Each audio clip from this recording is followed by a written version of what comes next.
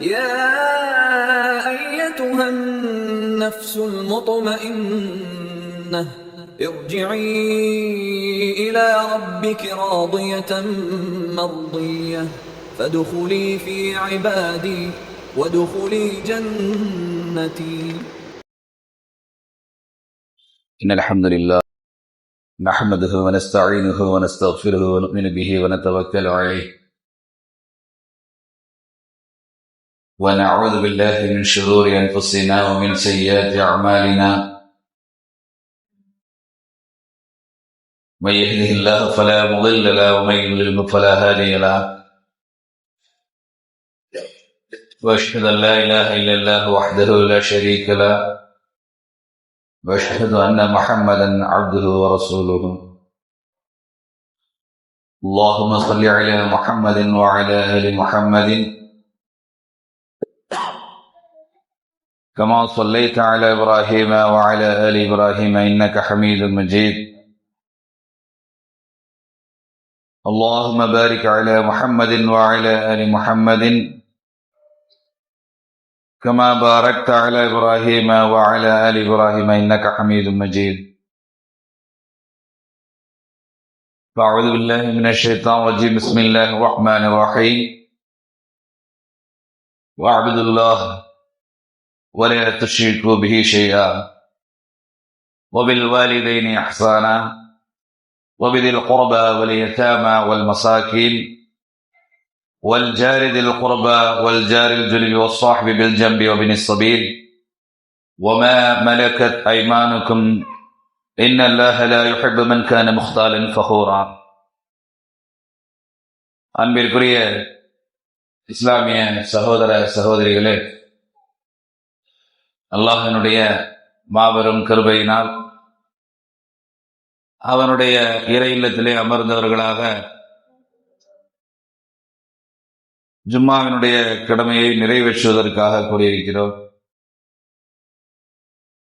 சத்தியத்தை பேசுவதும் கேட்பதும் மிகவும் கஷ்டமாக இருக்கக்கூடிய இந்த காலகட்டத்தில் அல்லாஹ் நம்மை எல்லாம் ஒரு நிம்மதியான சூழலில் அமர்ந்தவர்களாக சத்தியத்தை பேசவும் கேட்கவும் ஏற்பாடு செய்து தந்த அந்த வல்லவனை புகழ்ந்தவனாக என்னுடைய உரையை ஆரம்பம் செய்கின்றேன். அல்ஹம்துலில்லாஹ். அன்பிற்குரிய சகோதர சகோதரிகளே, இன்றைய உலகிலே நாம் அனைவருமே மற்ற மனிதர்களிடம் நல்லவர்களாக நடந்து கொள்ள வேண்டும் என்ற சிந்தனையோடு வாழ்கிறோம். யாரிடத்திலும் நாம் கெட்டவர்களாக தெரிந்துவிடக்கூடாது, கெட்டவர்களாக நடந்துவிடக்கூடாது என்பதற்காக நம்மால் எந்த அளவிற்கு நல்லவர்களாக காட்டிக்கொள்ள முடியுமோ அந்த அளவிற்கு நல்லவர்களாக காட்டிக்கொள்கிறோம். ஆனால் நாம் எப்போது சிறந்தவர்களாக இருப்போம் என்றால், முதலிலே நம்முடைய குடும்பத்தினரிடத்திலே நல்லவர்களாக இருக்க வேண்டும். ஊரிலே நம்மை பற்றி என்ன சொல்கிறார்கள், அக்கம்பக்கத்தார் நம்மை பற்றி என்ன சொல்கிறார்கள்,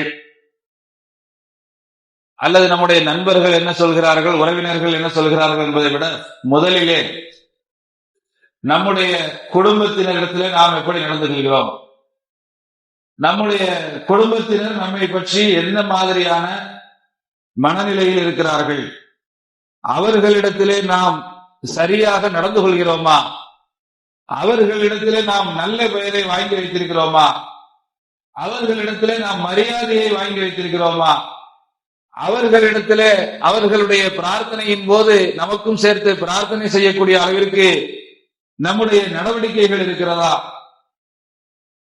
என்று பார்த்தால், பெரும்பாலான இடங்களிலே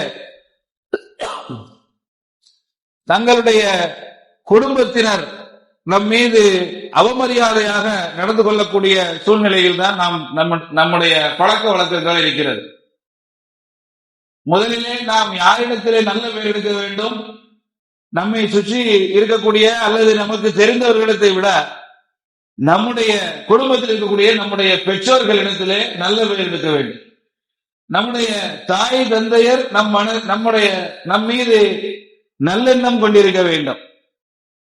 தாய் தந்தையரிடத்திலே எந்த சாபமும் நாம் வாங்கிவிடக் கூடாது. அடுத்தபடியாக நம்முடைய மனைவி மக்கள் போன்ற இடத்திலே நாம் நல்ல பெயரை வாங்கி வைத்திருக்க வேண்டும். நல்ல பெயரை வாங்கி வைத்திருப்பது என்றால் என்ன? அவர்களிடத்திலே நல்ல முறையிலே நாம் நடந்து கொள்ள வேண்டும்.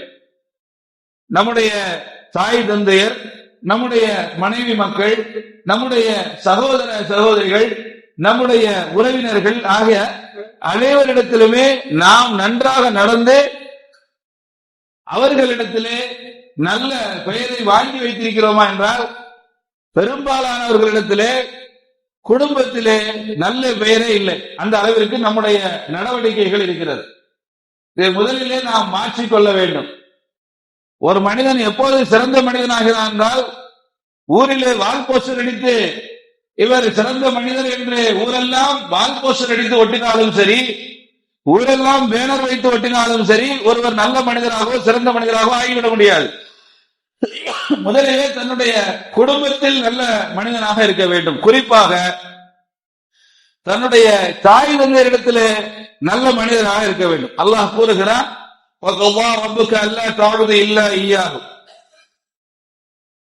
உங்களுடைய இறைவன் உங்களுக்கு கட்டளையிட்டிருக்கிறான். உங்களுடைய இறைவன் உங்களுக்கு கட்டளையிட்டிருக்கிறான். எப்படிப்பட்ட கட்டளை என்றால், முதலாவது கட்டளை தன்னை தவிர யாரையும் வணங்கக்கூடாது என்று அல்லாஹ் கட்டளையிட்டிருக்கிறார். அல்லாஹ்வினுடைய முதல் கட்டளை என்ன அப்படின்னா, ஒரு மனிதனை படைத்து இந்த உலகத்திலே அவன் முதல்ல மக்களுக்கு சொல்லக்கூடிய உபதேசம், மனிதனுக்கு செய்யக்கூடிய கட்டளை என்னவென்றால், தன்னை தவிர யாரையும் வணங்கக்கூடாது. தன்னை மட்டும் வணங்க வேண்டும், தன்னை தவிர யாரையுமே வணங்கக்கூடாது. இது அவனுடைய முதல் கட்டளை. அவருடைய இரண்டாவது கட்டளை குர்ஆன்ல நிறைய இடங்கள்ல பாத்தீங்கன்னா, முதல்ல தன்னை வணங்குவதை சொல்லிவிட்டு அடுத்தபடியாக தன்னுடைய பெற்றோர்களிடத்திலே நல்ல முறையில் நடந்து கொள்ளும். மொபில் வாலிதைனி இஹ்சானா, உங்களுடைய பெற்றோர்களுக்கு நீங்கள் உபகாரம் செய்யுங்கள், அவர்களிடத்திலே நல்ல முறையிலே நீங்கள் நடந்து கொள்ளுங்கள் என்பதுதான் அல்லாஹ்வினுடைய இரண்டாவது கட்டளையாக இருக்கிறது. வஅபுதுல்லாஹ், அல்லாஹ்வை மட்டுமே வணங்குங்கள். வலா துஷ்ரிகு பிஹி ஷைஆ, அவனுக்கு நீங்கள் எந்த ஒன்றையும் இணையாக ஆக்கி விடாதீர்கள். இன்னொரு வசனத்தில் அல்லாஹ் சொல்லும் பொழுது, முதல்ல அல்லாஹ்வை வணங்குங்கள் என்று கட்டளையிட்டு விட்டு அடுத்தபடியாக சொல்வது, அவனுக்கு எந்த ஒன்றையும் நீங்கள் இணையாக ஆக்கி விடாதீர்கள். அது ஆடோ மாடோ மனிதனோ கழுதையோ குதிரை எதுவாக இருந்தாலும் சரி, எந்த ஒன்றை, மனிதனாக இருந்தாலும் சரி இறந்தவர்களாக இருந்தாலும் சரி, எந்த ஒன்றையும் அவனுக்கு நிகராக அல்லாஹ் தருவது போல இவரும் தருவார், அல்லாஹ் செய்வது போல இவரும் செய்வார்.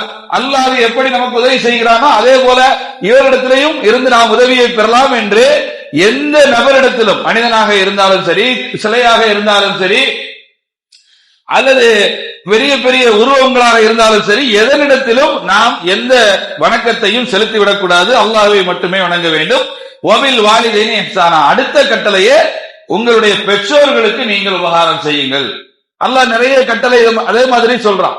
வபிதில் குர்பா வல் யதாமா வல் மசாகின், நீங்கள் நெருங்கிய உறவினர்களுக்கு உபகாரம் செய்யுங்கள். வல் யதாமா, அனாதைகளுக்கு நீங்கள் உபகாரம் செய்யுங்கள். வல் மசாகின், ஏழைகளுக்கு நீங்கள் உபகாரம் செய்யுங்கள். வல் ஜாரில் குர்பா, அண்டை வீட்டில் உள்ள உறவினர்களுக்கு உபகாரம் செய்யுங்கள். வல் ஜாரில் ஜுனுபி, தூரமாக இருக்கக்கூடிய அண்டை வீட்டார்களுக்கு, உறவினர்களாக இருக்கக்கூடிய தூரமாக இருக்கக்கூடிய அண்டை வீட்டார்களுக்கு நீங்கள் உபகாரம் செய்யுங்கள். வஸ்ஸாஹிபி பில் ஜம்பி வபினி ஸபீல், நீங்கள் உங்களுடைய பயண தோழர்களுக்கு உபகாரம் செய்யுங்கள். உங்களுடைய நண்பர்களுக்கும் உபகாரம் செய்யுங்கள். வழிப்போக்கர்களுக்கும் உபகாரம் செய்யுங்கள். ஒமா மலக்கத் ஐமானுக்கும், உங்களிடம் இருக்கக்கூடிய அடிமைகளுக்கும் நீங்கள் உபகாரம் செய்யுங்கள்.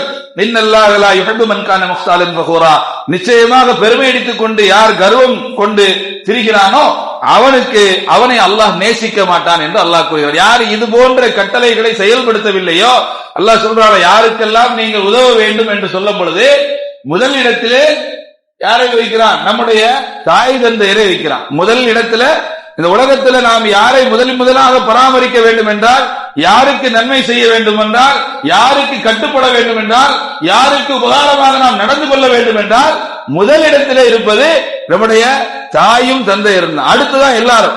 நாம இன்றைக்கு நம்முடைய குடும்பம் என்றால் எதை சொல்கிறோம்? என்னுடைய மனைவி, என்னுடைய பிள்ளைகளை மட்டும்தான் இன்னைக்கு குடும்பம் சொல்றோம். உங்க குடும்பத்துல நீங்க எத்தனை பேருன்னு சொன்னா என்னுடைய மனைவி என்னுடைய பிள்ளைகள், அதைத்தான் குடும்பம் சொல்றோம்.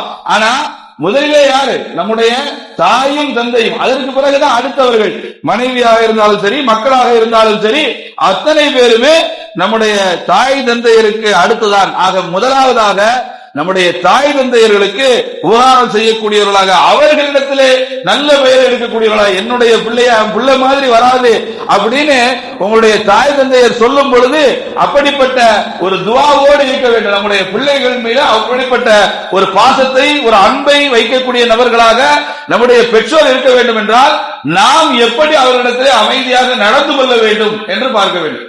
நிறைய பேரு இவரிடத்துல பேசினாலே சல்லு புள்ளுன்னு விடுவான்பாங்க. யாரிடத்திலுமே நல்ல அமைதியாக பேசக்கூடிய பழக்க வழக்கம் கூட கிடையாது. எதையுமே பக்குவமாக பேசக்கூடிய பழக்க வழக்கம் இருக்காது.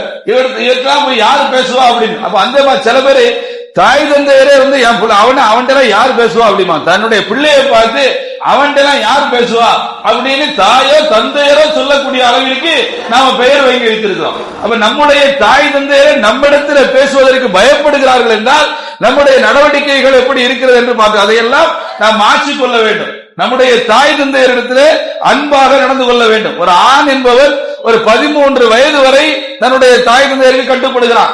அதற்கு பிறகு தான் எடுக்கக்கூடிய முடிவுக்கு தந்தார் போல தன்னுடைய தாயும் தந்தையும் மாறிக்கொள்ள வேண்டும் என்று நினைக்கிறான். ஆனால் இஸ்லாம் என்ன சொல்கிறது?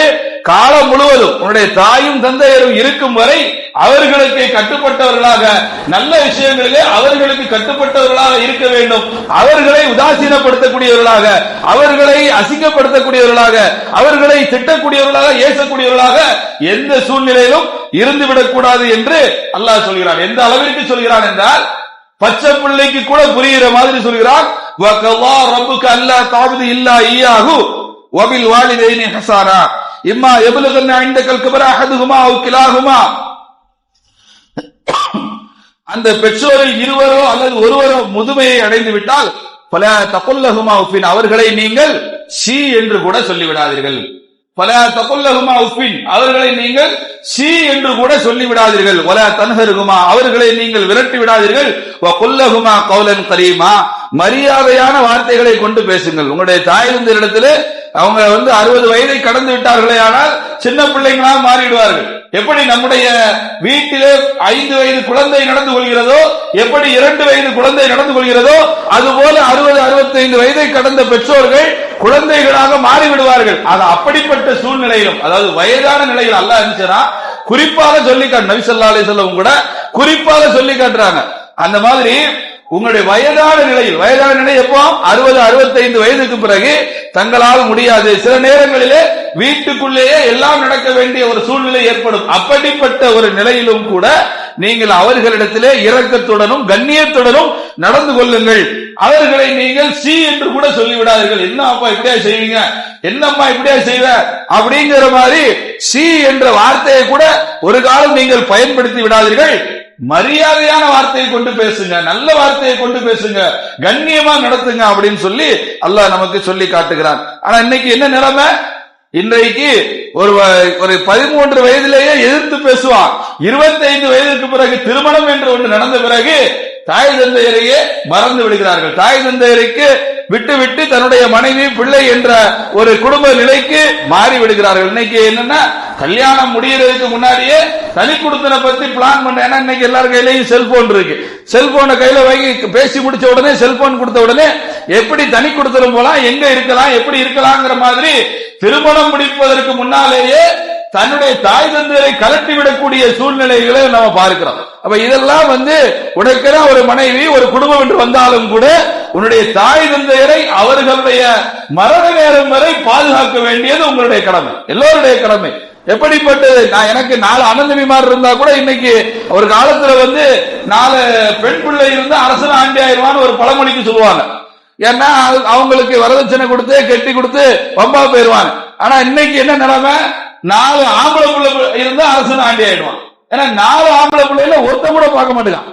எல்லாரும் என்ன செய்யறான்? எங்க அண்ணன் பாப்பா, என் தம்பி பாப்பா, எங்க அக்கா பாப்பா, என் தங்கச்சி பாப்பா அப்படின்னு அவ பார்க்கல, இவன் பார்க்கல, அவன் பார்க்கல, அவன் விட்டுட்டு போயிட்டான், நான் தான் பாக்குறேன் அப்படின்னு சொல்லக்கூடிய நிலைமைகளை பாக்குறோம். அப்ப எல்லாருமே என்னுடைய அண்ணன் பார்க்காவிட்டாலும் பரவாயில்ல, என்னுடைய தம்பி பார்க்காவிட்டாலும் பரவாயில்ல, என்னுடைய அக்கா பார்க்காட்டாலும் பரவாயில்ல, என் தங்கச்சி பார்க்காட்டாலும் பரவாயில்ல, நான் பார்க்கிறேன். நான் கடைசி வரைக்கும் என்னுடைய தாயும் தந்தையும் வைத்து அவர்களுக்கான தேவைகளை பூர்த்தி செய்தார்களால் எனக்கு சொர்க்கம் கிடைக்கிறது என்ற எண்ணத்தோடு அவர்களை நாம் பராமரிக்க வேண்டும். அப்படிப்பட்ட ஒரு சூழ்நிலைக்கு ஒரு சகிப்புத்தன்மையை நாம் ஏற்படுத்திக் கொள்ள வேண்டும். பிரச்சனை எல்லாருக்கும் இருக்கு. பொருளாதார நெருக்கடி, பிரச்சனைகள், சண்டை சச்சரவுகள் எல்லா குடும்பத்திலும் இருக்கு. பொருளாதாரமும் இருக்கு. இன்னைக்கு என்ன, வெளியூர்கள்ல இருக்கிறாங்க, வேலை நிமித்தமாக வெளியூர் போயிடுறான், அல்ல தொழில் நிமித்தமாக வியாபார நிமித்தமாக வெளியூர் போயிடுறாங்கன்னு சொன்னா உடனே நம்முடைய மனைவி மக்களை எல்லாம் நம்ம கூட்டிட்டு போயிடுறோம். மனைவி மக்கள் எல்லாம் கூட்டு போய் நம்ம 50,000 1 லட்சம் சம்பாதிச்சாலும் சரி, பெத்த தகப்பனுக்கு பெத்த தாய்க்கு ஊர்ல 5,000 அனுப்பி வைக்கிறதுக்கு மனசு இல்லை, 10,000 அனுப்பி வைக்கிறதுக்கு மனசு இல்ல. உன்னால 5,000 வச்சு குடும்பம் கழிக்க முடியுமா? உன்னுடைய மனைவி மக்களையும் நீ பெங்களூர்லயும், நீ கர்நாடகாலையும், ஆந்திராவிலையும், சவுதியிலையும் வச்சு வாழ்றம 5,000 10,000 வச்சு என்னுடைய மனைவி பிள்ளை வச்சு என்னால குடும்பம் நடத்த முடியுமா?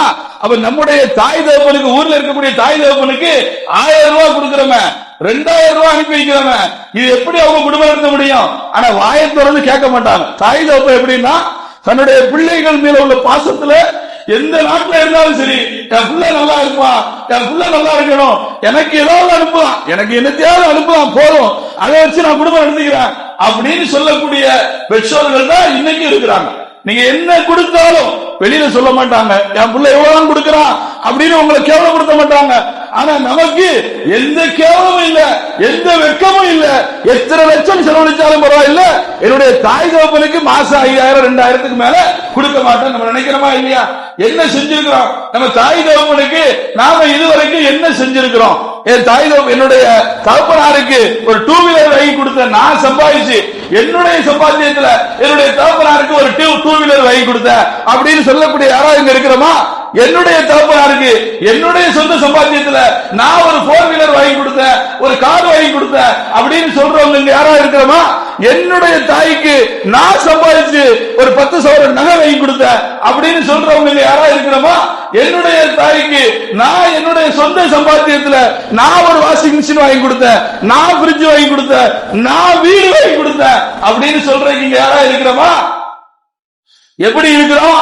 என் மனைவி பேர்ல இத்தனை லட்சம் ரூபாய் செக் போட்டு பேங்க்ல அக்கௌண்ட்ல பணம் வச்சிருக்கிறேன், என் மனைவிக்கு கார் வாங்கி கொடுத்தேன், என் மகளுக்கு கார் வாங்கி கொடுத்தேன், என் மகனுக்கு கார் வாங்கி கொடுத்தேன், என் மகனுக்கு பைக் வாங்கி கொடுத்தேன் அப்படின்னு சொல்லக்கூடியவங்க எல்லாருமா இருக்கிறோம். யாருமே விதிவிலக்கு இல்லை. எல்லாருமே தன்னுடைய மனைவி மக்களுக்காக 20 வருஷம் 25 வருஷம் தன்னுடைய அத்தனை சம்பாத்தியத்தையும் தன்னுடைய அத்தனை ரத்தத்தையும் சிந்தி உன்னை வளர்த்து ஆளாக்கி விட்டவன் உன்னுடைய தந்தை. அப்படிப்பட்டவரை 25 வயதுக்கு பிறகு நீ திருப்பி கூட பார்க்க மாட்டேனா? உன்னை விட நன்றி கெட்டவர் யார்? நம்மளை விட நன்றி கெட்டவர் இந்த உலகத்தில் யாரா இருக்க முடியுமா? என்னுடைய தாயும் தந்தையும் எனக்காக ரத்தம் சிந்தி, அந்த உலகத்திலேயே மோசமான படைப்புனா மனிதன் தான். ஆடு மாடு கூட பிறந்த உடனே தன்னுடைய மடியை தேடி ஓடிடும். இந்த ஆடு மாடு இருக்குல்ல, அது பிறந்த உடனே கைய கால எழுந்துக்கிட்டு தன்னுடைய தாய் மடி எங்க இருக்குன்னு தேடி போய் பால் குடிக்கும். ஆனா இந்த மனிதன் தான் தூக்குனாதான் பால் கொடுக்க முடியும், தூக்கி வச்சு மடியில வச்சாதான் பால் கூட கொடுக்க முடியும். உனக்கு எப்படி சாப்பிடணும் கூட தெரியாது, எதை சாப்பிடணும் கூட தெரியாது. உனக்கு எப்படி சாப்பிடணும், எதை சாப்பிடணும், எதை சாப்பிட்டா செமிக்கும், எதை சாப்பிட்டா செமிக்காது, தொட்டுல நீ எதுக்காக அழுகுற, எதுக்காக கத்துறன்னு எதுவுமே தெரியாம உன்னை பார்த்து பார்த்து சீராட்டி தாளாட்டி வளர்த்தாங்கள. அப்படிப்பட்ட தாய்க்கு நாம செய்யற நல்லது என்ன? இந்த ரமலான்ல எத்தனை பேர் என்னுடைய அம்மாவுக்கு அப்பாவுக்கு டிரெஸ் வாங்கி கொடுக்கணும்னு நினைச்சிருக்க சொல்லுவாங்க. அது எங்க அண்ணன் வாங்கி கொடுப்பான், என் தம்பி வாங்கி கொடுப்பான், இப்படி எத்தனை பேர் இருக்கிறோம். ஆக இந்த மாதிரி எந்த சூழ்நிலையிலும் நம்முடைய தாய்க்கும் தந்தைக்கும் நாம் முதலாவதாக இருந்து அவர்களுடைய கடமையை நிறைவேற்ற வேண்டும் சொல்லக்கூடிய மக்களாக நாம் இருக்க வேண்டும். ரப்பி ஃபீரில் வாலிதி, உன்னுடைய தந்தையின் திருப்தியிலே இறைவனுடைய திருப்தி இருக்கிறது. சகத்துர் ரப்பி ஃபீ சகத்தில் வாலிதி, உன்னுடைய தந்தையின் அதிருப்தியிலே இறைவனுடைய அதிருப்தி இருக்கிறது. உங்க வாப்பா உன்னை நல்லா இருக்கணும்னு நினைச்சாலும் அல்லாஹ் உன்னை நல்லா இருக்கணும்னு நினைப்பா. உங்க வாப்பா என் மகன் நாசமா போய் நினைச்சா அல்லாஹ் அதே நாசமா போன்னு நினைப்பா. அவர் தான் திருப்தி படணும். என் பிள்ளை நல்ல பிள்ளை, எனக்காகவே உழைக்கிறான், என் குடும்பத்துக்காக கஷ்டப்படுறான், எனக்கு பிறகு என் குடும்பத்தை பார்த்துக்கிடுவான் அப்படிங்கிற நம்பிக்கை உங்க பாப்பாவுக்கு நீ ஏற்படுத்தினாதான் அவர் திருப்தி அடைவாரு.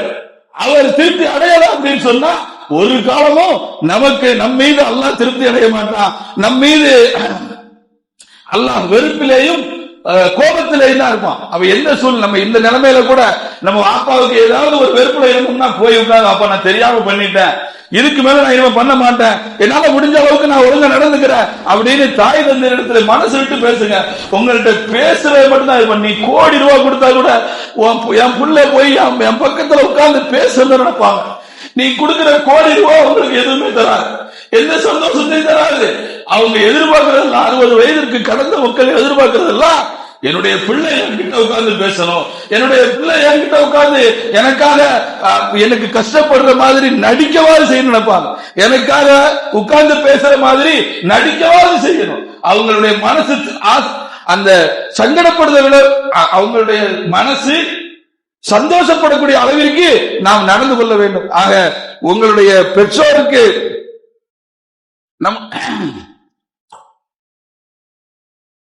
உங்களுடைய தந்தையை வெறுக்காதீர்கள். யார் தந்தையை வெறுக்கிறானோ அவன் நன்றி கெட்டவன், அவன் நன்றி கெட்டவன். என்ன அப்படி அந்த தந்தை எப்படிப்பட்டவர்னா, நீ என்ன ட்ரெஸ் போட்டா நல்லா இருப்பேன்னு அவனை பார்த்து பார்த்து வளர்த்தவர். என் பிள்ளைக்கு எப்படி ட்ரெஸ் போடணும், என் பிள்ளைக்கு எந்த வயசுல வண்டி வாங்கி கொடுக்கணும், என் பிள்ளைக்கு எந்த வயசுல கார் வாங்கி கொடுக்கணும், என் பிள்ளைக்கு எந்த வயசுல வீடு வாங்கி கொடுக்கணும்.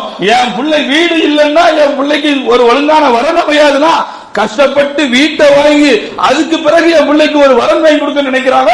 எப்படிப்பட்டவன் பாருங்க, தான் சம்பாதிச்ச அத்தனை பணத்தையும் வீடை வாங்கி என் பிள்ளைக்கு சொந்த வீடு இருக்குன்னு காட்டினாதான் பொண்ணு கிடைக்கும் சொல்லி தான் சம்பாதித்த தன்னுடைய அத்தனை சந்தோஷத்தை மூடி தன் பிள்ளைக்காக அந்த வீட்டை உருவாக்கி அதுக்கு பிறகு பிள்ளையை கல்யாணம் முடிச்சு வைக்கிறான். அப்ப எப்படிப்பட்டவன்? அப்படிப்பட்ட தந்தைக்கு நீ நன்றி கட்டத்தனமா நாம ஒரு ஏதாவது ஒரு சின்ன தவறு செஞ்சிருப்பாரு, ஒரு கோபத்துல பேசியிருப்பாரு, ஒரு கோபத்தை என்ன நம்மளுடைய இந்த கால சூழ்நிலை வேற, அவங்க வளர்ந்த கால சூழ்நிலை வேற, அவங்களுக்கு ஒரு சில விஷயங்கள் நல்லதா போடும். எந்த தாயுமே எந்த தகப்பனுமே நமக்கு நல்லதுக்கு தான் நினைப்பாங்க. எந்த சூழ்நிலையிலையும் என் பிள்ளை நாசமா போனுங்கிறக்காண்டி எதையும் சொல்ல மாட்டாங்க. நம்ம ஒரு காரியத்தை போய் சொல்லி அதை நீங்க செய்யாம இருந்தாங்கன்னு சொன்னா நல்லதுக்காக தான் இருக்கும். இது இப்படி செய்யாத அப்படின்னு சொல்றாங்கன்னா என் பிள்ளை நல்லது நல்லா இருக்கணும்னு நினைச்சுதான் சொல்றாங்க. ஆனா நம்ம என்ன நினைக்கிறோம், எதை சொன்னாலும் அப்பா ஏத்துக்கிட மாட்டேங்க, எதை சொன்னாலும் எங்க அம்மா ஏத்துக்கிட மாட்டேங்க, நான் என்ன நல்லது சொன்னாலும் கேட்க மாட்டேங்க. உனக்கு நல்லது கெட்டது உனக்கு எப்படி தெரியும்? நாம இப்பதானே வளர்ந்துருக்கிறோம், நமக்கு என்ன அனுபவம் இருக்கு? நம்முடைய தாய் தந்தையருக்கு அந்த அனுபவம் இருக்கு. அவங்க பல கஷ்ட விஷயங்களை அனுபவிச்சிருப்பாங்க. ஒரு எல்லா காரியங்களும் எப்படி முடியும் அப்படிங்கிற விஷயங்களை தெரிஞ்சு வச்சிருப்பாங்க. அதனால இதை செய்யாத இதை செய்ய அப்படின்னு அவங்க சொல்லுவாங்க. ஒருவேளை அது தவறாக அவங்க சொல்றது உங்களுக்கு தவறாகப்பட்டா பக்கத்துல உட்கார்ந்து நம்ம இப்படி செய்யலாம் அப்படி செய்யலாம் அப்படின்னு ஆலோசனை சொன்னா சரி சரி ஆமா என் பிள்ளை சொல்லி செல்லலாம் அப்படியே நம்ம செஞ்சுக்கிடுவோம் அப்படின்னு என்ன செய்வாங்க, மாறிடுவாங்க. நீங்க படிக்க போறீங்களா, நீங்க நினைக்கிறத படிக்கணுமா, வாப்பாட்ட உட்கார்ந்து சொல்லுங்க. அவங்க ஒரு படிப்பை சொல்றாங்களா, அவங்கள்ட்ட வாப்பாட்ட உட்கார்ந்து பெருந்தன்மையா நடந்துக்கிடுங்க. அவங்கள்ட்ட போய் அம்மாட்ட சொல்லுங்க. வாப்பா